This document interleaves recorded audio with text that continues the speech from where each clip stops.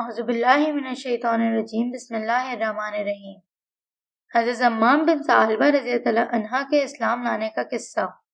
حضرت ابن عباس رضی اللہ عنہ فرماتے ہیں کہ قبیلہ بنو سعد بن بکر نے حضرت زمام بن ثعلبہ رضی اللہ عنہ کو اپنا نمائندہ بنا کر حضور صلی اللہ علیہ وآلہ وسلم کی خدمت میں بھیجا۔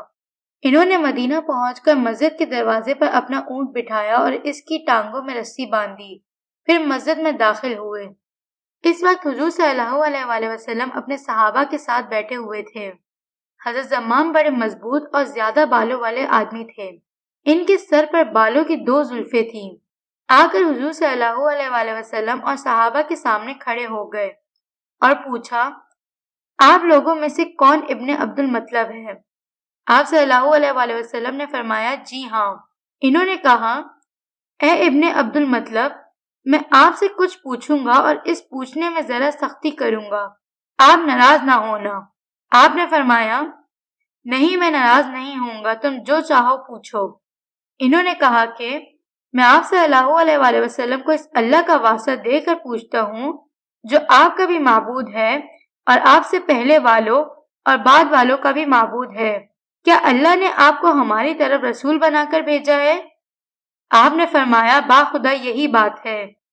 پھر انہوں نے کہا، میں آپ کو اس اللہ کا واسطہ دے کر پوچھتا ہوں جو آپ کا بھی معبود ہے اور آپ سے پہلے والوں اور بعد والوں کا بھی معبود ہے، کیا اللہ نے آپ کو اس بات کا حکم دیا ہے کہ آپ صلی اللہ علیہ وآلہ وسلم ہمیں اس بات کا حکم دیں کہ ہم صرف اس کی عبادت کریں اور اس کے ساتھ کسی چیز کو شریک نہ ٹھہرائیں اور ان بتوں کو چھوڑ دیں جن کی ہمارے ماں باپ نے عبادت کی تھی؟ آپ صلی اللہ علیہ وآلہ وسلم نے فرمایا، باخدا یہی بات ہے۔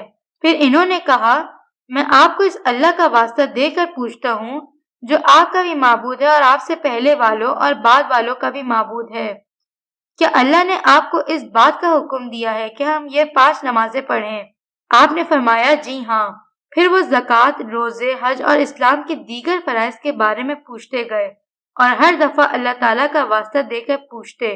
جب ان سوالات سے فارغ ہو گئے تو کہا، اشہد ان لا الہ الا اللہ و اشہد ان محمد رسول اللہ، اور میں ان تمام فرائض کو ادا کروں گا اور جن باتوں سے آپ نے روکا ہے ان سے بچوں گا، اور میں اس میں اپنی طرف سے کمی یا زیادتی نہیں کروں گا۔ پھر اپنے اونٹ کی طرف واپس چلے گئے تو حضور صلی اللہ علیہ وآلہ وسلم نے فرمایا، اگر اس 2 زلفوں والے آدمی نے سچ کہا ہے تو یہ ضرور جنت میں داخل ہوگا۔ چنانچہ انہوں نے اپنے اونٹ کے پاس آ کر اس کی رسی کو کھولا اور واپس چل دیے۔ جب یہ اپنی قوم میں پہنچے تو سب ان کے پاس جمع ہو گئے، تو سب سے پہلے انہوں نے یہ کہا کہ لات اور عزا کا برا ہو۔ لوگوں نے کہا، اے زمام، خاموش رہو، ایسا نہ ہو کہ اس کے کہنے سے تم برس یا کوڑ یا پاگل پن میں مبتلا ہو جاؤ۔ انہوں نے کہا، تمہارا ناس ہو یہ لات اور عزا، اللہ کی قسم نہ نقصان پہنچا سکتے ہیں اور نہ نفع۔